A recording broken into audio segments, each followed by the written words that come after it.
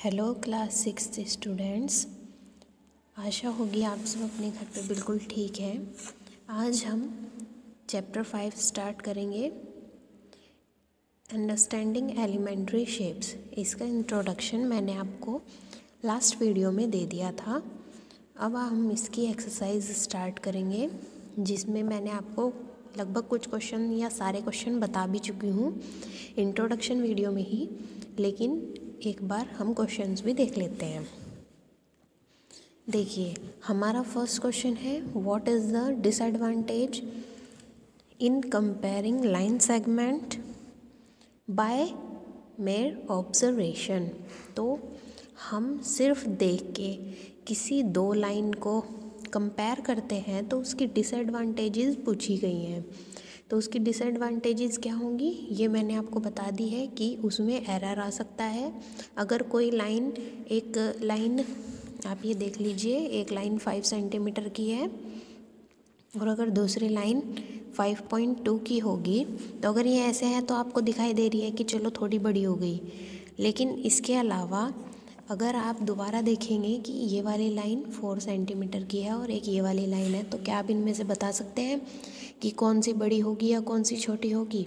इसमें आपको एरर आ जाएंगी। ठीक है, तो आपको ये फर्स्ट क्वेश्चन समझ में आ गया और इसका आंसर दिखाई दे रहा है there may be chance of error due to improving viewing. मतलब कि देखने में आपको ज़्यादा चांसेस हैं कि एरर आ सकता है। अब आप सेकंड क्वेश्चन देखिए, why is it better to use a divider than a ruler while measuring the length of line segment. ये बताइए कि रूलर और डिवाइडर, इनमें से कौन बेटर है, या डिवाइडर ज़्यादा बेटर है या रूलर ज़्यादा बेटर है? रूलर आप जानते हैं हम स्केल को बोलते हैं और डिवाइडर हम उसको बोलते हैं। आपने कभी अपने पेंसिल बॉक्स में देखा होगा ऐसा, और उसमें ऐसे दो टिप बनी होती हैं। आप हमेशा पूछते भी हैं कि ये क्या चीज़ होता है, उसको हम डिवाइडर बोलते हैं, जिससे हम स्केल के हेल्प से किसी भी चीज़ को मेज़र कर सकते हैं, या फिर रूलर की हेल्प से आप उसकी लेंथ लीजिए और दूसरे की लेंथ से मिला के देख लीजिए, आपको खुद पता चल जाएगा कौन बड़ी है। ठीक है, तो इसका आंसर है it is better to use a divider than a ruler. हाँ, डिवाइडर का यूज़ करना रूलर से ज़्यादा अच्छा होता है, because the thickness of the ruler may cause difficulties in reading of her length. क्योंकि जो रूलर की थिकनेस होती है, जो रूलर की मोटाई होती है, वो भी हमें कुछ डिफ़िकल्टी बता सकती है उसकी लेंथ की रीडिंग करने में, क्योंकि जितनी उसकी मोटाई होगी क्या पता पॉइंट में कुछ गलती रह जाए। तो इसलिए however divider gives up accurate measurement. तो इसीलिए डिवाइडर जो होता है वो हमें बिल्कुल एक एक्यूरेट मेज़रमेंट देता है। थर्ड क्वेश्चन देखिए आप अपनी बुक में, ड्रॉ ए लाइन सेगमेंट से line A B, take any point C, line in between A and B. इसने हमें बोला है कि एक ऐसा लाइन सेगमेंट बनाइए। लाइन सेगमेंट क्या होता है, जो आपको मैं एक बार और समझा चुकी हूँ। जैसे हमारी एक पूरी रे होती है, उसको किसी दो पॉइंट को उसके फिक्स कर लेना, तो जो उसके बीच की लाइन होगी वो हमारा लाइन सेगमेंट होगा। ठीक है, देखिए अगर हम दो पॉइंट फिक्स कर लेते हैं तो जो ये ए और जो ये बी है, ये हमारा लाइन सेगमेंट होगा। और अब आप देखिए, इसने बोला है कि जो सी पॉइंट है वो ए और बी के बीच में है। Measure the length of A B and B C and A C is A B is equals to A C plus C B. इसने बोला है जो ए बी होगी, मतलब जो इसकी पूरे की लेंथ है ए बी की, वो ए सी और जो सी बी है, ये दोनों इक्वल होंगी। तो ये इक्वल कब होंगी, जब सी मिड पॉइंट होगा। ठीक है, तो इसका आंसर क्या है, मान लो हम कोई भी एक लाइन ले रहे हैं 6.5 सेंटीमीटर की ए बी, इसकी लेंथ हो गई हमारी 6.5। इसमें से आपने ए सी ले ली 3 सेंटीमीटर की और सी बी ले ली 3.5 सेंटीमीटर की।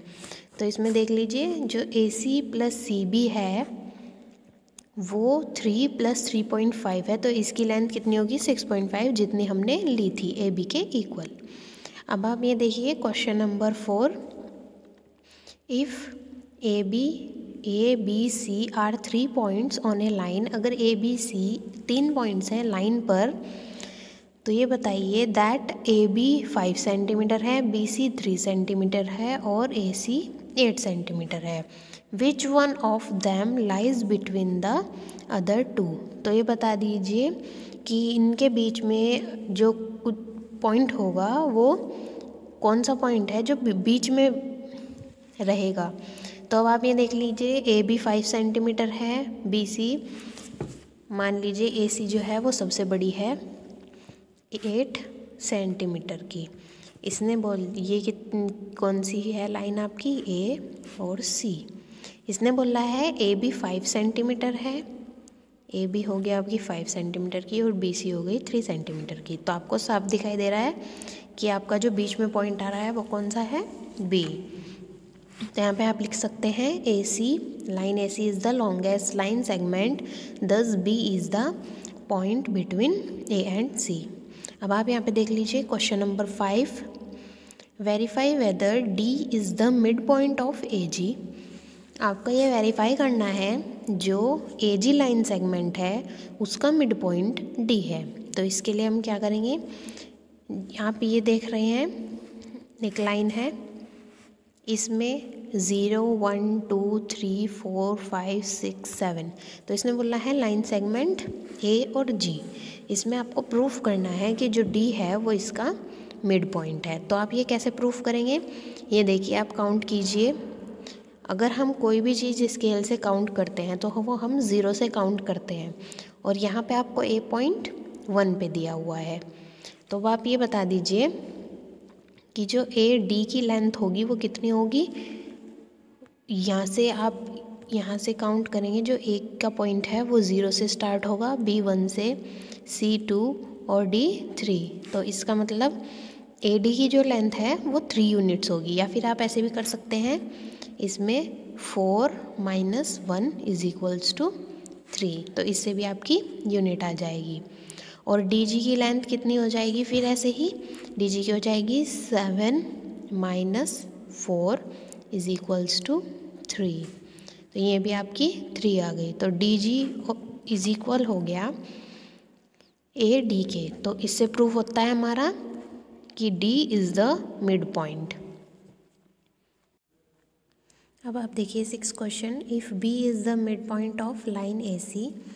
अगर लाइन है एक आपके पास ए सी, ए एंड सी, उसका मिड पॉइंट बता दिया है बी को। तो इसने कहा है कि A C and C is the mid point of B D. जो सी है वो मिड पॉइंट है बी डी का। आप ये लाइन बनाइए, A B C and D. इसने बोला है कि इन दोनों का मिड पॉइंट तो है बी और इन दोनों का मिड पॉइंट है सी। तो आप ये जान चुके हैं कि ये एक लाइन 3 पार्ट्स में डिवाइड हुई हुई है, ठीक है। इसने पूछा है फिर बाद में, where A B C D line on a straight line says Y. एक तो आपको ये बताना है कि ए बी सी डी एक स्ट्रेट लाइन में है, एक बताना है कि ए बी और सी डी इक्वल है, पर क्यों, ठीक है। तो आपने अभी लाइन देखी थी, उसमें बी जो था वो ए सी का मिड पॉइंट था, तो इसकी वजह से आप लिख सकते हैं ए बी = बी सी। और ऐसे ही आप सेकंड वाले के लिए लिख सकते हैं बी सी = सी डी, ठीक है। और इससे आपको क्या प्रूफ होता है फर्स्ट और सेकंड इक्वेशन से, कि ए बी जो है वो इक्वल है सी डी के, ठीक है। तो अब आप ये बता चुके हैं कि ये इक्वल क्यों है।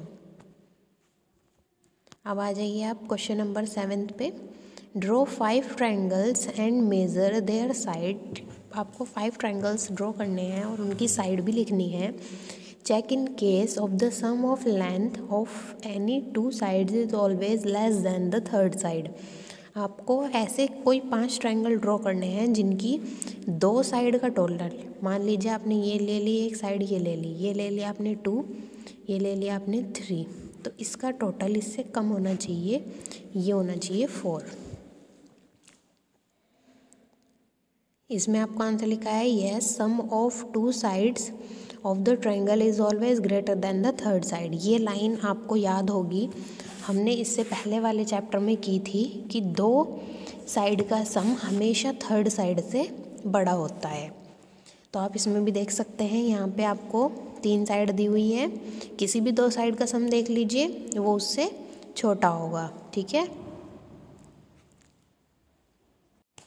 आप इनमें से जैसे ये वाला ट्रायंगल आप देख रहे हैं, इसमें से आप ऐड कर लीजिए 10 + 9, ये हो जाएगा 19, और ये रहेगा 15, तो ये हो गया ना इससे छोटा।